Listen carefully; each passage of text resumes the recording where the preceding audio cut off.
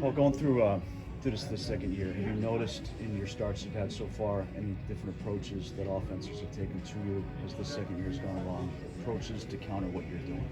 What, if any, have you noticed? Yeah, I mean, they've all, kind of seen my stuff, so it's at this point kind of just more of a cat and mouse game. So over the course of the last season, we probably saw every approach that they could have, and now it's just a matter of recognizing it when we get into the game. Specifically for the Cubs, they saw you 4 times. Did you start to feel that track, say, by the 4th time you played them a year ago? Yeah, but we adjusted. We'll do the same, as we go forward. Oh, do you enjoy the challenge, the cat and mouse challenge that comes with us? Yeah. I mean, it makes it fun. Is part of that balance expanding your arsenal versus leaning into what you do best? Is part of that fine line that exists there? Yeah, I mean, at the end of the day, you got to do what you do well. It's, you can pitch to their weaknesses all you want, but you got to kind of default to your own strengths. So, you can add stuff, but it's just about how you use it all together. How early in the time frame between outings does your scouting and prep start for the next lineup you're going to face? Does it start like the day after you pitch, or do you kind of just get your body right and then kind of lock into a game plan closer to your start day? Yeah, I mean, really, once you get done with the start, it's, season moves too fast for you to get caught up on your last start, good or bad. So you gotta move on pretty quick. But do you start like when you finished against the Dodgers Friday? Like how long or how early was it until you got to game planning for the Cubs lineup? It depends. Sometimes it'll be the day after, sometimes 3 days after, but yeah, no more than 2 days probably. What goes into that decision of like when to start scouting them and preparing? How many days I have in between starts. What does the collaboration look like ultimately, just on a week-to-week basis between you and whoever's catching you? As far as like the back and forth is concerned, exchanging information, ideas, that kind of thing?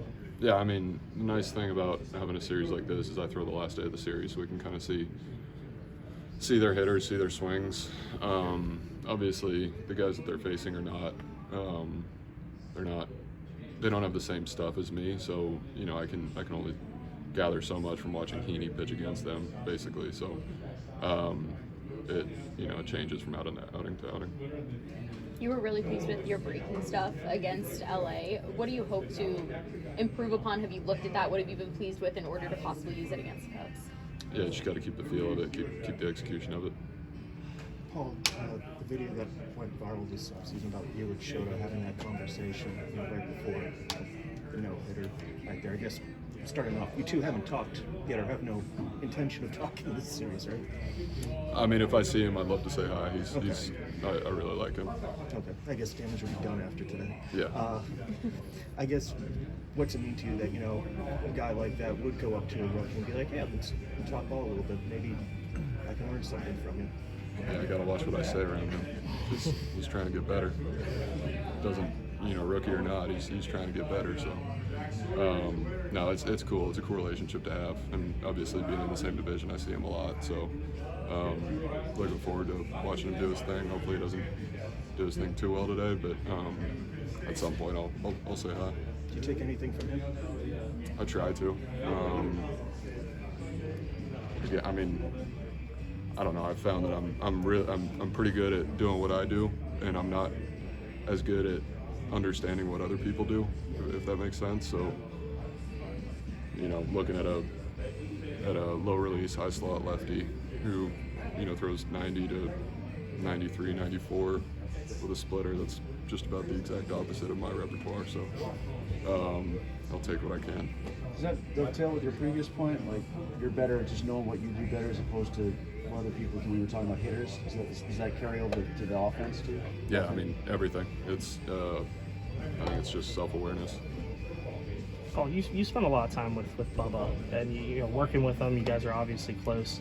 You feel like he's ready to be up here with you guys? Like, what kind of your analysis of just his development and kind of where he is right now, just seeing what he's done? I haven't gotten to see him pitch. I haven't watched any of his starts.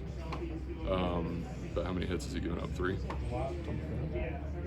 I'm not a scout, so I don't know. You looking forward to being in the same rotation as him?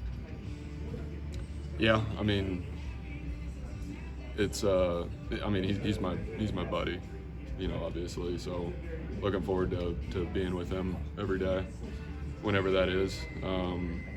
He's gonna bring a lot to the staff, so I'm fired up to see that. So yeah, I'm excited. Mentality-wise, do you think he's ready? Yeah.